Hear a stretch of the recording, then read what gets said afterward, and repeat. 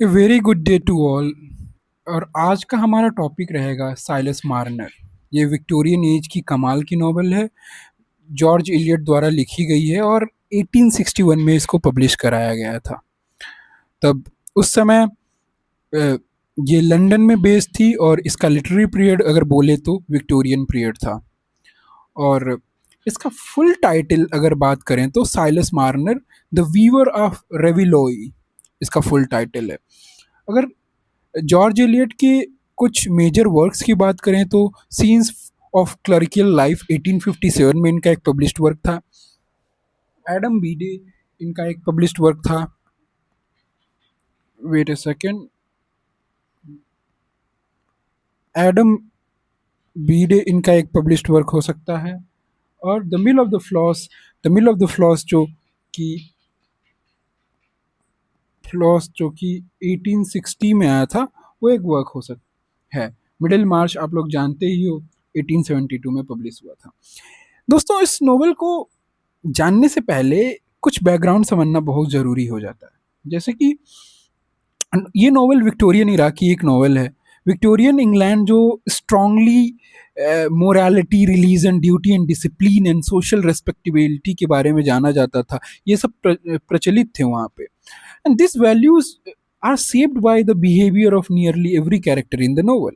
और ये सब दिखता है, मतलब एक झलक दिखती है विक्टोरियन इरा की इस नोवेल से। क्रिश्चियन फेथ और क्रिश्चियन फेथ भी इस नोवेल में दिखता है। जैसे कि रिलीजन का was not just a personal belief, or it governed the social life, morality and reputation. Being accepted by the church community meant social acceptance as well। जो चर्च के द्वारा एक्सेप्ट कर दिया गया है, वो जो चर्च द्वारा एक्सेप्ट कर लिया गया है, उसकी उसको एक रेस्पेक्ट मिलती थी सोसाइटी में। इंडस्ट्रियल रिवोल्यूशन अपने चरम पर था। नई नई मशीनें खोजी जा रही थी एंड इकोनॉमिक ट्रांसफॉर्मेशन हो रहा था इंग्लैंड का। बहुत चीज़ें आ रही थी। वीवर जो था, सपोज करिए वीवर एक ओल्ड ऑब्सलीट काम होने वाला था इंडस्ट्रियल रिवोल्यूशन में, बिकॉज इनके काम को धीरे धीरे मशीनें द्वारा हड़प लिया जाता था, मैं यही कहूँगा। Traditional weaving disappearing was disappearing, I would say that I told you now right now. Mm. Or rural village were isolated and suspicious of outsiders. Small English villages rarely saw strangers because travel was limited. People feared unfamiliar individuals and unusual behavior. तो एक community होती थी गांव में, और इस community में एक एक दूसरे को सब लोग जानते थे। ए मैन हु मतलब एक दूसरे को सब लोग जानते थे। और कोई अनजान आदमी आता था तो उस पे बहुत शक के निगाह से देखा जाता था। क्लास डिवीज़न बहुत स्ट्रॉन्ग था। और कम्युनिटीज़ सुपरस्टिशन में बिलीव करती थी। और इस नॉवेल में देखेंगे आप, डेविल वर्शिप एक सुपरस्टिशन है, और तमाम तरीके की सुपरस्टिशियस बिलीव जो विक्टोरियन इरा में थी। और women writers faced difficulties in publishing their work. So मैं जॉर्ज एलियट का असली में ये तो औरत है, इनका नाम था मैरी एन इवांस। अपने पेन नेम जॉर्ज एलियट से लिखती थी। एंड इस दौर की नॉवेल्स जो ट्रेडिशन और मॉडर्निटी के बीच में कॉन्फ्लिक्ट दिखाती थी। तो कहानी को एकदम सही तरीके से आगे बढ़ेंगे तो हमारी कहानी का जो मेन हीरो है, मेन प्रोटैगनिस्ट है, वो है एक वीवर। सो एक आदमी जिसने सब चीज खोया है, जिसने फेथ खोया है, फ्रेंड्स खोया और फॉर्च्यून खोया है, and found something more than gold. वो कौन, क्या गोल्ड है, ये कहानी में आगे देखेंगे, पता चलेगा। ठीक है। One of the literatures greatest redemption stories है साइलेंस मार्नियर। ये थोड़ा सा देख सकते हैं आप, द वीवर, इसका थोड़ा कैरिकेचर मैंने देने की कोशिश की है। तो चलते हैं। दौर था इंग्लैंड, 1800 का दौर था इंग्लैंड में। और ए वर्ल्ड ऑफ सुपरस्टिशन था, विक्टोरियन इरा था। गांव रहता था, गांव में सबको ही जानता था। वहां पे रहता था हमारा हीरो, द लोन वीवर।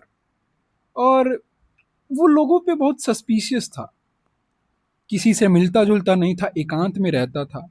हम्म और अगर किसी के पास कोई अनयूजुअल स्किल रहता था तो लोग बोलते थे कि ये अनयूजुअल स्किल इसके पास इसलिए है क्योंकि ये डेविल वर्शिप करता है। कोई एक्स्ट्रा ऑर्डिनरी होता था दूसरों से तो डेविल वर्शिप करता है, ये सब चीज़ें था। इंडस्ट्रियल रिवोल्यूशन अपने चरम पे थी। जमाने के तौर तरीके चेंज हो रहे थे और यहाँ पे जो हमारा व्यूअर था इसका बस एक काम था, ये जाता था दिन रात मेहनत करता था, सिलाई का काम करता था और गोल्ड इकट्ठे करता था। गोल्ड इकट्ठे करता था और उसको देखता था। अपने अपने कॉटेज में स्टोन पिट्स नाम का कॉटेज था, वहाँ अकेला रहता था, कोई आता जाता नहीं था। जो बार है जो बार है उस बार में उस गांव में बार रहता था, वहाँ पे लोग आते जाते थे, एक इकट्ठा होने की जगह थी। वहाँ पे भी ये आता जाता नहीं था। ठीक है। और टॉक्स टू नो वन। ठीक है। अगर डिस्क्रिप्शन देखें, पेल था, नियर साइटेड था, विद घास्टली स्टेयर, और इसको एक बीमारी थी फिट्स। ये अब इस फिट्स में बेहोश हो जाता था, अचानक से उठता था, बेहोश हो जाता था। इसको एक बीमारी थी फिट्स की। अब इसकी पुरानी कहानी बताई जाती है कि कैसे वो यहाँ पे पहुंचा, क्या थे एक्चुअली। साइलस मार्नर मार्नर एक बहुत ही रिलीजियस आदमी था, यंग साइलस, और ये बहुत ही रिलीजियस आदमी था, चर्च जाता था। यहाँ स्टोन पिट्स पे आने से पहले ये लैंटन यार्ड में रहता था। और उसकी एक एंगेजमेंट हुई थी एक औरत से, सहरा से। उसका एक बहुत खास दोस्त था, विलियम डेन, और ये दोनों ही बहुत फेथफुल थे चर्च के लिए। तो एक दिन होता ये है कि चर्च का पादरी जो मरने वाला होता है, तो वो चर्च की बागडोर संभालने के लिए सोचता है कि ये दोनों डिवोटीज रहते हैं, तो जब वो पादरी मरने वाला रहता है तो उनकी रखवाली कर रहे होते हैं विलियम डेन और साइलस मार्नर। और जब चर्च डेकॉन की मृत्यु होती है तो उन जो चर्च का जो पैसा है, मनी, वो मिसिंग हो जाता है, वो खो जाता है। और वो पैसा पाया जाता है साइलस मार्नर के चैम्बर में। तो इस पे चोरी का इल्जाम लगता है क्योंकि इसका एक नाइफ है, पॉकेट नाइफ, जो कि वहां पे पाया जाता है, जिसकी वजह से साइलस मार्नर पे शक होता है लोगों को। विलियम डेन जो इनका दोस्त है, साइलस मार्नर को याद आता है कि मैंने ये पॉकेट नाइफ तो विलियम डेन को देती थी। तो अल्टीमेटली यही रहता है कि विलियम डेन ने साइलस मार्नर को चोरी के एग्जाम में फंसाया होता है, क्योंकि सहरा जो सहरा जो साइलस की मंगेतर होने वाली है, विलियम की उस पर नजर होती है। और अल्टीमेटली जो लाइफ साइलस जीना चाहता है वो विलियम वो डिजायर करता है, जिसकी वजह से उसको फंसा देता है। तो फिर क्या होता है, यहाँ पे डॉट्स नाम का एक गेम होता है। चर्च में डॉट्स होता था कि मतलब पत्ते पलटना या स्टोन पेबल्स, वो पलटा जाता है और जिसकी वजह से एक भविष्यवाणी होती है, तो वो गेम खेला जाता है। तो साइलस को तो बहुत फेथफुल है वो भगवान पे कि मैंने कुछ करा नहीं है तो मैं बेगुनाह साबित होऊंगा। बट होता ऐसा ये है कि चीज़ें इसके अगेंस्ट जाती हैं और इसको गुनाहगार घोषित कर दिया जाता है। उसका फेथ जो है सैटर्ड हो जाता है। हाँ, वो चर्च को छोड़ देता है। साइलस को जब गिल्टी पाया जाता है तो वो चर्च को छोड़ देता है। वो भगवान को भला बुरा कहता है और वो सहरा से इंगेजमेंट ब्रेक कर लेता है, और सहरा उससे इंगेजमेंट ब्रेक कर लेती है। सहरा विलियम डेन से मैरी कर लेती है और साइलस लैंटन यार्ड को छोड़ करके फॉर एवर चला जाता है स्टोन पिट्स में, जहाँ उसका घर है गांव के किनारे अकेले। वहां पे वो जाता है तो दिन बरात वो बस एक ही काम रहता है उसको, बस सिलना है और गोल्ड इकट्ठे करना है। और वो उस गोल्ड को एक छोटे से प्लैंक में हाँ वो छुपाया रहता है। अपने घर के एक छोटे से वुडन प्लैंक के नीचे उस गोल्ड को छुपाया रहता है। हमेशा उस गोल्ड को रात को सोने से पहले देखता है और एडमायर करता है, अचंभित होता है और सो जाता है। उसको चोरी का डर नहीं होता क्योंकि सब लोग उस टाउन में सबको जानते हैं और सबको पता है कि किसका दौलत कहाँ है, जिसकी वजह से चोरी करने का कोई सवाल ही पैदा नहीं होता। अब गोल्ड जो है, gold replaces god, friends, love and everything. हर एक चीज गोल्ड रिप्लेस कर देता है, इतना एडमायर करता है। अब हमारे कहानी में एक टर्न आता है जब हम गॉडफ्रे कैश से मिलते हैं। ये गॉडफ्रे कैश जो है, ये सन है स्क्वायर कैश का। स्क्वायर कैश एक बहुत ही अमीर आदमी है, रिचेस्ट मैन इन रेविलोई, ठीक, deeply in love with the perfect. So उसका जो बेटा है वो नैन्सी लेमेटर, लेमेटर से प्यार करता है। बस इसका एक बहुत एक पास्ट है जो कि बहुत ट्रिकी है और बहुत कहानी में एक बहुत मजबूत कड़ी है जिसको हम आगे करेंगे। प्रॉब्लम ये है कि सीक्रेटली मैरिड मॉली से। मॉली नाम की एक लड़की उससे सीक्रेटली मैरी है, Molly Farren, a lower class opium addict है ये। And they have a secret daughter, और उनकी एक बेटी है।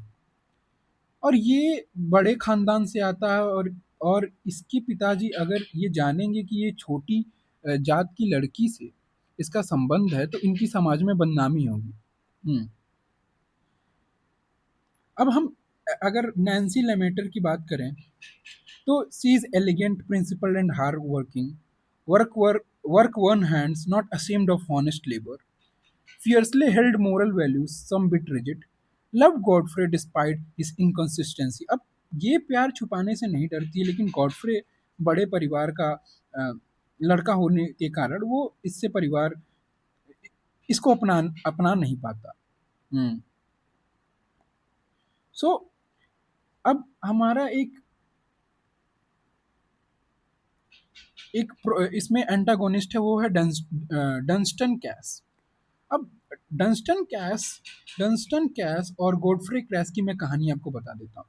गॉडफ्रे क्रैश क्या करा रहता है कि गॉडफ्रे क्रैश फैलन नाम का एक टेनेट रहता है। इनके बहुत सारे स्टेट रहते हैं, स्टेट में एक टेनेट होगा फैलन। फैलन कुछ पैसे दिया होता है, जो किराया होता है उसको गॉडफ्रे कैश को दिया होता है। गॉडफ्रे कैश वो पैसा लोन करता है डस्टन कैश को। डस्टन कैश वो जुए, शराब, इन सब में पैसा उड़ा देता है, ठीक, और उसके पास पैसा बचा नहीं रहता। जब गॉडफ्रे कैश के पिताजी सीनियर स्क्वायर गॉडफ्रे कैश से पैसा मांगते हैं तो वो डंस्टन कैश से बोलता है कि तुमने जो पैसा मुझसे लिया था उसको देने का वादा किया था, तो मुझको लौटाओ। ट्रिक यहाँ पे है कि डस्टन कैश को ये पता है कि गॉडफ्रे कैश के करतूत क्या है।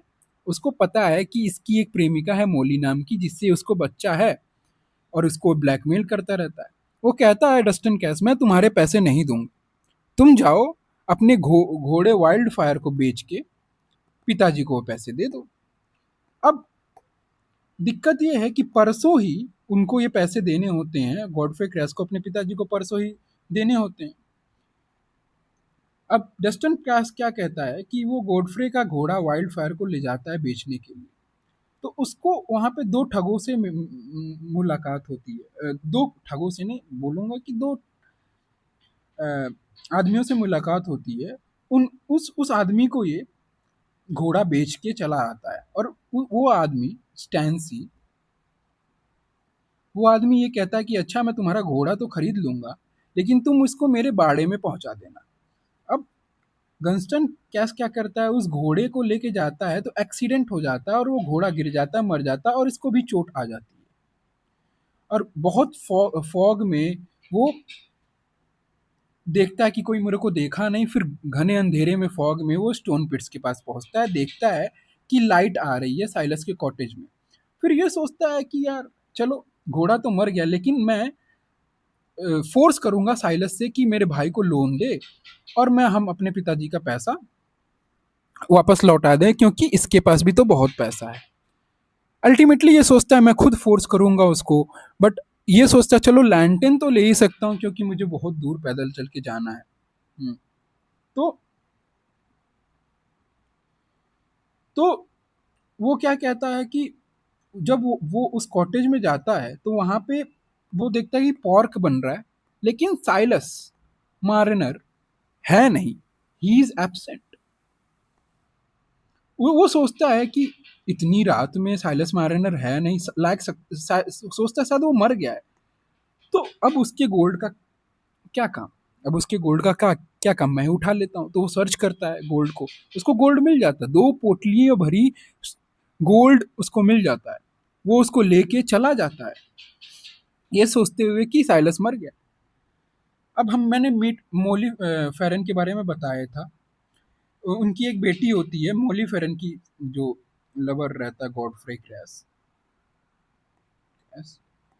और she is mother to Eppie, Eppie इनकी बेटी रहती है। तो अब अब देखिए क्या होता है। गॉडफ्रे की ग्रेट रॉबरी के बारे में बताया मैंने आपको अभी तुरंत। डस्टन क्या साइलस मैनर का पैसा चुरा लेता है। अब Silas goes to the rainbow.